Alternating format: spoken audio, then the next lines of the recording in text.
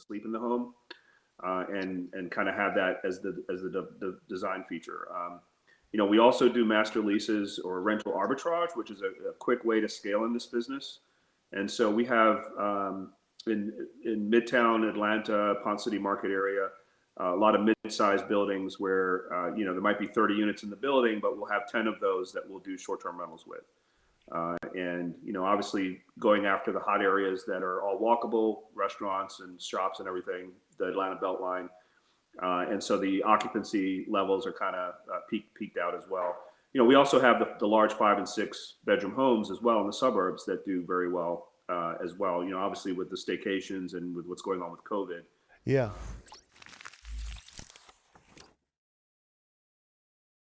Short-term rental market has been a little bit different than Rich's. I first met you as a fix and flip guy. You're fixing and flipping houses up in the Chattanooga area and teaching people how to do it. I was very impressed with the presentation, and really, I've had your number in my book ever since. And but now you're Airbnb. How'd that happen?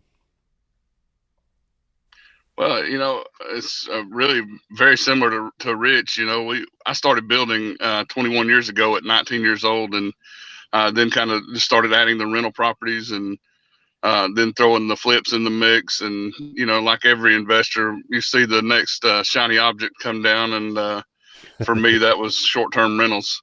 So we kind of found that about I think it was 2017. We converted a duplex, one unit into a short. Liked it so much we converted the next unit and then added a few houses and then jumped off into these shipping containers.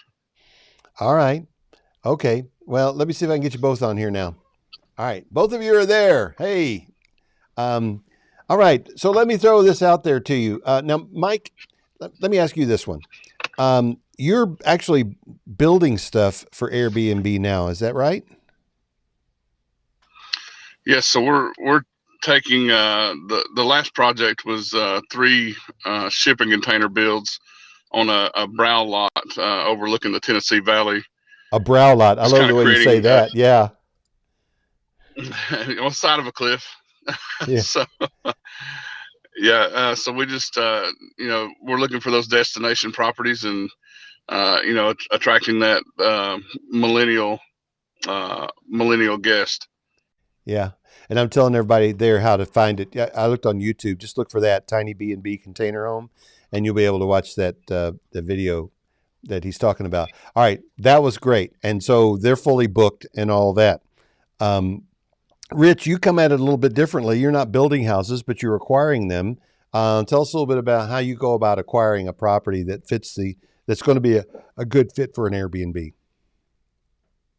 Sure, absolutely. So as I mentioned, we have a rehab business as well, and like most investors, we'll acquire a distressed property, rehab it, but for the end game of doing a short-term rental with it. And then so it's like the Burr method for Airbnb. Yeah, so we go into it knowing kind of that's the exit strategy. So we'll in the design features, we'll kind of keep that in mind, and obviously, maximize the number of people that we can sleep in the home. And kind of have that as the design feature.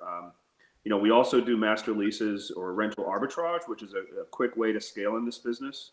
And so we have in Midtown Atlanta, Ponce City Market area, a lot of mid-sized buildings where there might be 30 units in the building, but we'll have 10 of those that we'll do short-term rentals with. And obviously going after the hot areas that are all walkable, restaurants and shops and everything, the Atlanta Beltline. And so the occupancy levels are kind of peaked out as well. We also have the large 5 and 6 bedroom homes as well in the suburbs that do very well as well. Obviously with the staycations and with what's going on with COVID. Yeah. That's a big demand right now. Now I've got a couple questions about the big units. The building I live in Midtown Atlanta, explicitly forbids Airbnb, but you get some sort of arrangement with the owners, I guess. Right. So, we strategically stay away from any condo associations or even homeowners associations for that reason, right? Okay. So even if they don't restrict short-term rentals today, there's a risk that at some point in the future that they will. And it's just not worth the upfront investment and cost to right. put that in place to that risk. So most of our properties, pretty much all of our properties, don't have that hanging over it. And because the mid-sized buildings are typically owned by individual investors or individual developers, that you don't have that as a risk out there.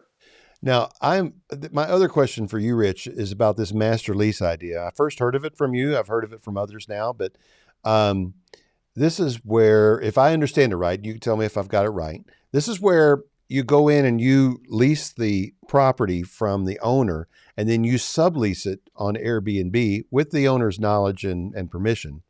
Do I have that right so far?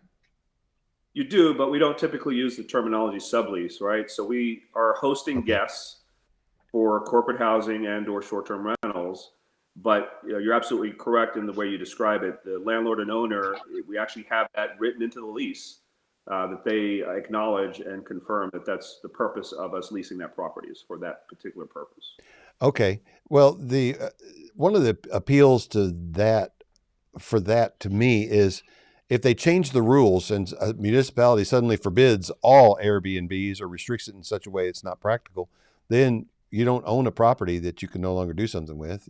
You can get out of or let the lease run out or something, right? Exactly. And we actually include terms in there that give us that out, right? So it's a 30-day notice in the event that we have a jurisdiction that restricts or regulates short-term rentals. Oh, all right. That's interesting. That's good to know. That's pretty smart. Way to go. All right, Mike. You're all about building experiences, and man, everybody needs to go look at this YouTube video because those things are fantastic. And my wife and I watched the video, and we tried to reserve it. Of course, you're all booked up, and there's a good reason why. It's just a beautiful setting, beautiful view, and perfect little thing for a weekend getaway. But you're all about building the experiences. Do you mind telling everybody what some of the other experiences are you're about to put out there for us? Yeah, so we're getting ready to start sitting on 18 acres on the same mountain, but the opposite bluff. That one will be that one should be ready mid September, and then we're getting ready to start 8 more units just outside of Chattanooga that will include homes and possibly a Hobbit house and a few more outside the box stays. So kind of what Rich is saying. When you're looking for a place to put these units, go outside of the metropolitan areas and hit the rural counties. The next county over, just outside of the bigger cities, to find the properties that will let you place these homes there in the first place. Okay, now that's kind of what we have in the works. You told me a little earlier about that you were getting ready to start a treehouse. Is it okay to say that publicly? Yeah, that's one we're doing, is the treehouse. Okay. Well, you may have said it, but maybe we had a breakup in the audio. But yeah, I think so. Have you ever seen that show on one of the channels about where they go and build custom tree houses for people, and that's all they do in the whole show? Yeah, that's actually where we picked up our plans, was from Treehouse Masters. So okay. We're taking one of their plans and placing them out here. I wondered about that. That is so cool. All right. So all about the experiences. And a Hobbit house. I did not know, you had not mentioned that one to me. A Hobbit house. That means that me with my 6'5" frame probably not going to fit in it, right? No, we'll open it up to where you can get in. You might just have to duck through the door.